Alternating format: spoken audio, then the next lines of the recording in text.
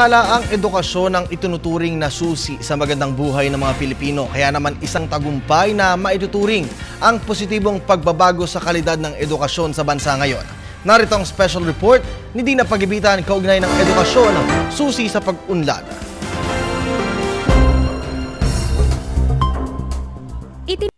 Ang edukasyon bilang pasaporte o susi tungo sa magandang kinabukasan ng isang tao.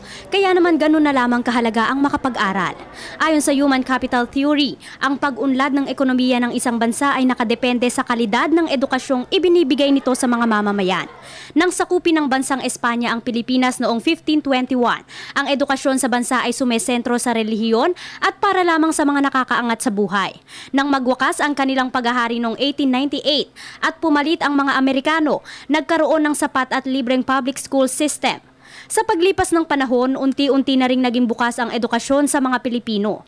Patunay na riyan ang 1987 Constitution of the Republic of the Philippines, Article 14, kung saan isinasaad na ang edukasyon sa bansa ay para sa lahat. Bagamat hindi maipagkakaila ang mga problema ng bansa sa aspeto ng edukasyon, ayon sa Department of Education, wala daw duda na malayo na ang narating ng kalidad ng edukasyon sa bansa kumpara noon. Sa pag-upo ni Pangulong Benigno Aquino III noong 2010 hanggang sa kasalukuyan, natugunan na raw ang kakulangan sa silid-aralan, isang aklat at upuan para sa isang estudyante, palikuran at isang guro para sa 45 mag-aaral sa mga pampublikong paaralan. Yung issue halimbawa po ng kakulangan ng 5 basic learning resources na kinakailangan po natin. Silid-aralan, guro, aklat, palikuran at upuan. Yan po, taon-taon, bago po naupo ang ating Pangulong Noynoy Aquino ay pinag-uusapan dahil ito po ay kulang na kulang. As of 2013, itong katapusan po ng 2013 na ito, bago po pumasok ang 2014, lahat po yan ay natugunan na.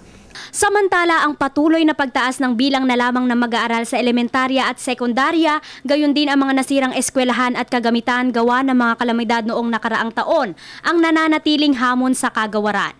Gayunman, hindi raw malayo na matugunan ito dahil na rin sa pagtutulungan ng mga pampubliko at pribadong individual at sektor.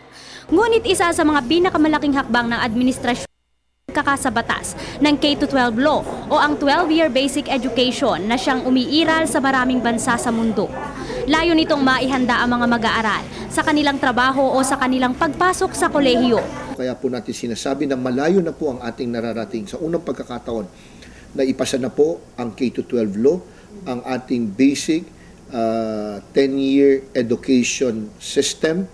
Bago po na ipasa tayo ngayon, tulad ng sinabi ko sa unang pagkakataon, ay sasali na hindi lamang po sa lahat ng bansa dito sa Asia, kundi sa buong mundo na kinikilala yung konsepto ng 12-year basic education cycle. Yan po ay hindi lamang pagdadagdag ng 2 taon, yan po ay pagre-revisa ng ating curriculum.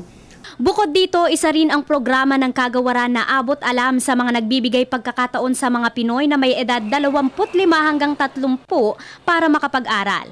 Patuloy rin ang expanded government assistance to students and teachers in private education. Sa kabila ng positibong pagbabago ng kalidad ng edukasyon sa bansa, sasabi kayang hanggang ngayon ay dahilan pa rin ito na malayong agwat ng mahihirap at mayayaman? Mas maraming Pilipino na nga ba ang nakakapag-aral sa ngayon? Iyan ang aalamin natin sa pagpapatuloy ng aking special report ukol sa edukasyon noon at ngayon. Para sa Telebisyon ng Bayan, ako si Dina Pagibitan.